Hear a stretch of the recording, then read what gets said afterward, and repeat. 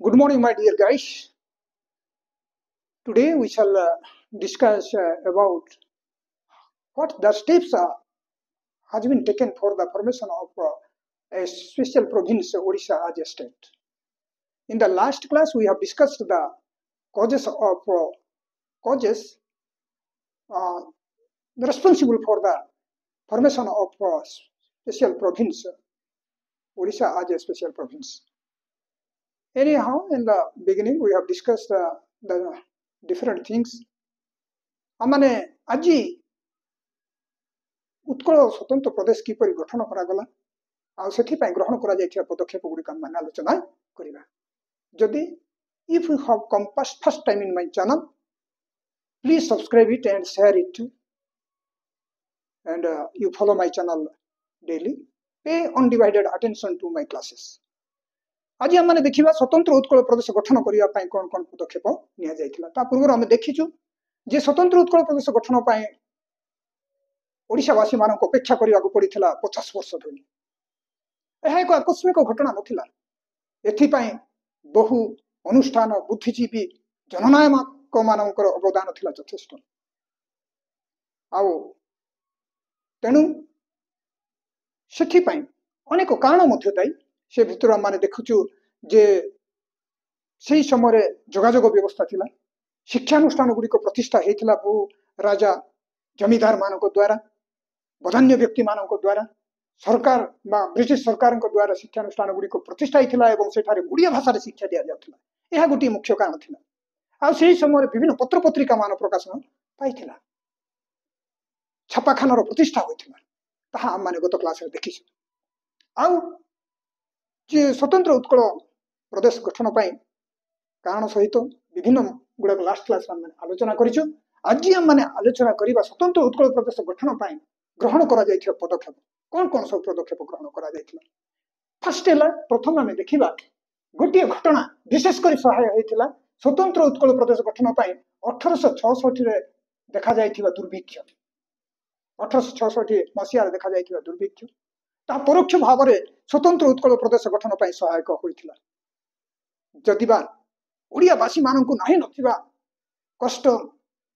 र सम्मुखीन हेबाकु पड़िथिला विपर्जयर सम्मुखीन हेबाकु पड़िथिला तथापि राजनीतिक क्षेत्र रे यहा विशेष किछि सहायक होइथिला आउ एथि पय बेंगल सरकारनकर अपारगता को कोन करा जायथिला दायी करा जायथिला आउ एही घटना ब्रिटिश पार्लियामेंट रे आलोड़न सृष्टि करिथिला तेनु सेही समय तत्कालीन secretary of state Stafford of Northcote कौन secretary of state Stafford of Northcote secretary of state Stafford of Northcote secretary of states Stafford Northcote यहाँ को कौन करिथिला स्वतंत्र उत्कल प्रदेश गठन पय ताहा सुपारिश करिथिला मात्र यह परवर्ती समय कार्यकारी होई पारि नथिला secretary of state Stafford Northcote स्वतंत्र उत्कल प्रदेश गठन पय ताहा सुपारिश करिथिला मात्र यह परवर्ती समय कार्यकारी होई नथिला एटा होची हमर प्रथम पॉइंट 1866 रे देखा जायथिबा दुर्भिक्ष तापर द्वितीय पॉइंट आबर देखिबो सेही समय भाषा भित्तिक आंदोलन गुडी कहिथिला चलीथिबा ओडिसा रे स्वतंत्र प्रदेश गठन पय चलीथिला भाषा भित्तिक आंदोलन एथिरे विशेष करी गंजाम वासी माने कोन करिथिले से माने स्वतंत्र उत्कल प्रदेश गठन पय विभिन्न जन समावेश गुडी को आयोजन सभा समिति गुडा को आयोजन करिथिले के गंजाम वासी माने तेनु 1870 रे जे गंजाम वासी माने गंजाम रे रसनकुंडा ठारे एक महाजन समावेशर आयोजन करा जायथिला एक महाजन समावेशर आयोजन करा जायथिला एई जो स्वतंत्र उत्कल प्रदेश गठन पय पदक्षेप निया जायथिला आउ तापरे पोरे संबलपुर रे मध्य हिंदी भाषा रो कोन करा जायथिला कोर्ट कचेरी रे कोन जायथिला प्रभाव गुडी को देखा जायथिला संबलपुर रे हिंदी भाषा को लदी दिया जायथिला कोर्ट कचेरी रे देखा जायथिला और सेठारे मध्य आंदोलन कोन करिथिला चाली रहिथिला एटा सेकंड पॉइंट द्वितीय पॉइंट हूँ 1902 रे नीलमणि विद्यार्थी उद्यम क्रमे रंभा नामक स्थान रे प्रथम गंजाम और ओडिशा सम्मेलन मिश्रण पर एक जनसमावेश एक सभा समिति गुड़ाक आयोजन करा जायतिला कोन केबे कोन 1902 रे नीलमणि विद्यार्थी उद्यम क्रमे एही सम्मेलन गंजाम ओडिशा सम्मेलन आयोजन करा जायतिला कोन 1902 रे नीलमणि विद्यार्थी उद्यम क्रमे गंजाम ओडिशा सम्मेलन गठन करा जायतिला ओके गठन माने सम्मेलन आयोजन करा जायतिला पुणी से 1902 मसीहा डिसेम्बर 15 तारिख रे बालेश्वर राजा वैकुंठनाथ दे भारतर तत्कालीन बड़लाट लॉर्ड कर्जन निकट में ओडिया भाषा भाषी अंचल एकत्रीकरण पर से एक स्मारक पत्र देते किए देथिले बालेश्वर राजा किए वैकुंठनाथ दे भारतर तत्कालीन बड़लाट लॉर्ड कर्जन निकट में कौन करते ओडिया भाषा भाषी अंचल एकत्रीकरण पर से कौन करते एक स्मारक पत्र देथिले यह थिला प्रथम बेसरकारी स्मारक पत्र बुझिल ना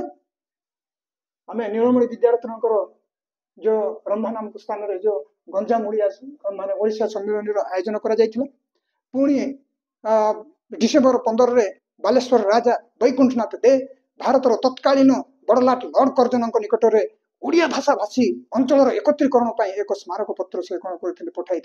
यह थिला प्रथम बेसरकारी स्मारक पत्र पुणी तापर कौन होइछि 1903 मसीह गंजाम जातीय समिति कौन करा जायतिला गठन करा जायतिला कौन 1903 मसीह गंजाम जातीय समिति केबे गठन करा जायतिला ताहा क्वेश्चन आसीबो डिफरेंट एग्जाम गुडा कर ओके गंजाम जातीय समिति गठन करा जायतिला एहार सभापति और संपादक थिले सभापति थिले श्याम सुंदर राजगुरु एवं संपादक थिले नीलमणि विद्यार्थी ओके 1903 रे गंजाम रे जो जातीय समिति गठन करा जायतिला एहार सभापति किए थिले श्याम सुंदर राजगुरु एवं संपादक थिले किए नीलमणि विद्यारत्न ओके आउ एथिरे बहु मान्यगण्य व्यक्ति माने कोन करथिले से माने योगदान करथिले गंजाम जातीय सम्मेलन एथिरे मधुसूदन दास पल्ली कवि नंदकिशोर बल विश्वनाथ कर गोपाल चंद्र प्रहराज प्रभृति नेतृवृंद एठारे कोन करथिले अंश ग्रहण करथिले ओके किए जोग देथिले से मधुसूदन दास पल्ली कवि नंदकिशोर बल विश्वनाथ कर गोपाल चंद्र प्रहराज ए माने सब कौन करथिले नेतृवृंद एठे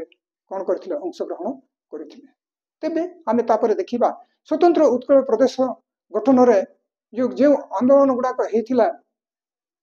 ताहाकू अधिक अधिक प्रभावशाली करिया पई व्यक्ति माने महाराज माने से माने कौन करथिले विभिन्न अंचल लोक मानक सक्रिय करिया पई शामिल करिया पई मधुसूदन दास कौन करथिले 1903 मसीह उत्कल सम्मेलन कौन करथिले गठन करथिले 1903 मसीह कौन उत्कल सम्मेलन मध्य गठन करा जायतिला आउ एही उत्कल सम्मेलन रो उद्देश्य थिला कौन व्यक्ति महाराज आउ विभिन्न अंचल लोक मानक एठारे सक्रिय करिया पई शामिल करिया पई गठन करिथिला आउ एही जो प्रथम उत्कल सम्मेलन मधुसूदन दास जहाँ गठन करा जायतिला का द्वारा गठन करा जायतिला मधुसूदन दास द्वारा 1903 रे उत्कल सम्मेलन गठन करा जायतिला ओके आउ एही सम्मेलन प्रथम खोला अधिवेशन डिसेम्बर 30-31 1903 डिसेम्बर 30-31 रे कटक रो ईदगाह पड़िया ठारे कोन करा जायतिला अनुष्ठित करा जायतिला ओके मन रहला आउ एही समय रे माने एही सम्मेलन रे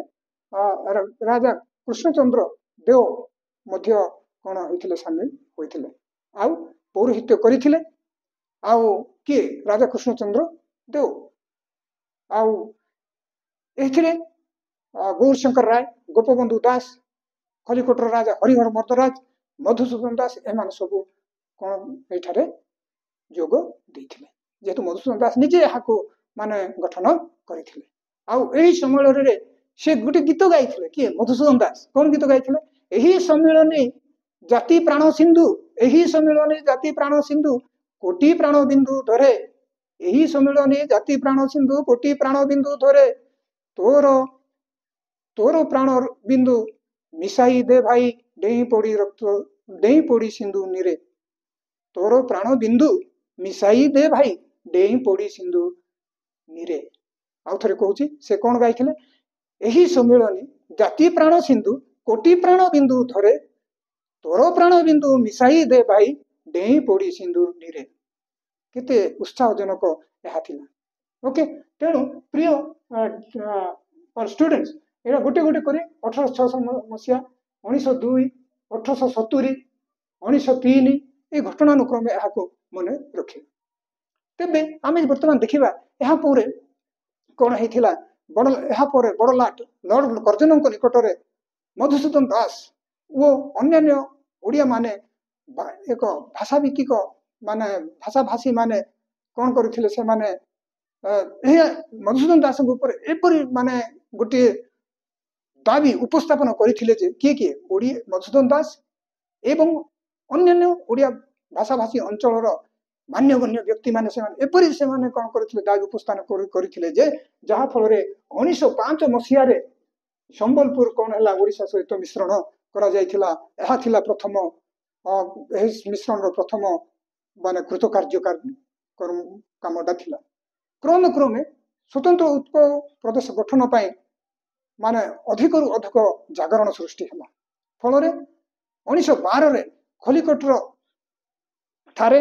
ओडिशा सहित गंजाम मिश्रण पाई एक जन आंदोलन कौन होता सूत्रपात होता से वर्ष ब्रह्मपुर उत्कल सम्मेलन वार्षिक अधिवेशन में कौन करा गंजाम को मिश्रण करने ओडिशा सहित मिश्रण करने एक प्रस्ताव गृहीत होता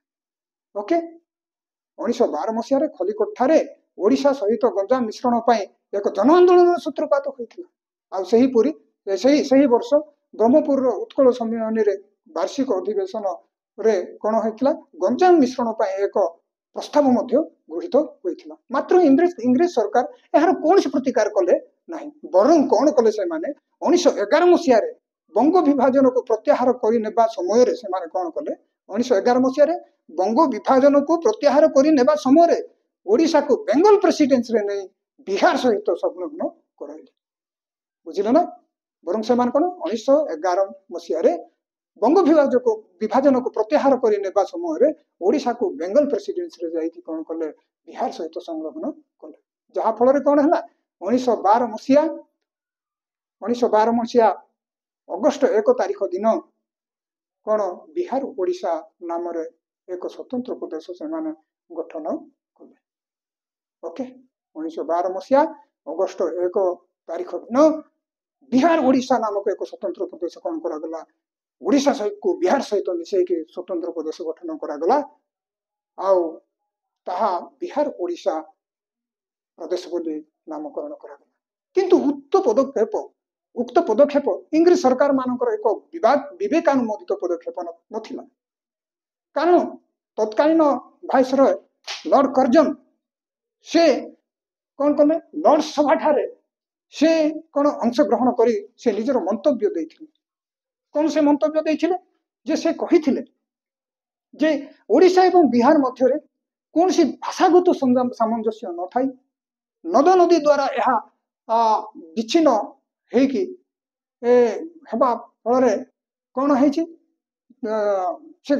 स्थले कौन भाषागत सामंजस्य न थाई आ पुणी उभय दीर्घ पर्वतमाला एवं नद नदी द्वारा कौन है विच्छिन्न स्थले ओडिशा को बिहार लांज सृष्टि करने की लाभ किए कही लॉर्ड कर्जन से कौन करथिले निजर अव्याहित नेबा परे से कहिथिले जे ओडिशा एवं बिहार रो कोनसी भाषागत सामंजस्य न थाई पुणी उभय दीर्घ पर्वतमाला एवं नद नदी विच्छिन्न हेथिबा स्थले ओडिशा को बिहार लांज सृष्टि करी की लाभ यह एक विवेकानुमोदित पदक्षेप नुहे यह एक विराट भूल मु दंभर सहित कहबी यह स्थिर होइबा स्थायी होई रहिबो नाही बोली कहिथिले ओके यह स्थिर होई एवं स्थायी होई रहिबो नाही बोली कहिथिले तेणु आमे देखिलु जे ए सब आमे देखिलु परवर्ती समय कौन हेछि परवर्ती समय कौन हेछि जे यह परे परे क्रमे जतेबेले आंदोलन वृद्धि पाइबाकू लागिला आंदोलन बढ़िया पर आंदोलन गुड़ाक बढ़िया पर फिलिप डम कमिटी गठन करा जायछि ସାଇମନ୍ କମିଶନ ଗଠନ କରାଯାଇଛି, ସୀମା ନିର୍ଦ୍ଧାରଣ କମିଟି ଗଠନ କରାଯାଇଛି। ପରବର୍ତ୍ତୀ କ୍ଲାସରେ ଆମେ ଏଗୁଡ଼ାକ ଦେଖିବା।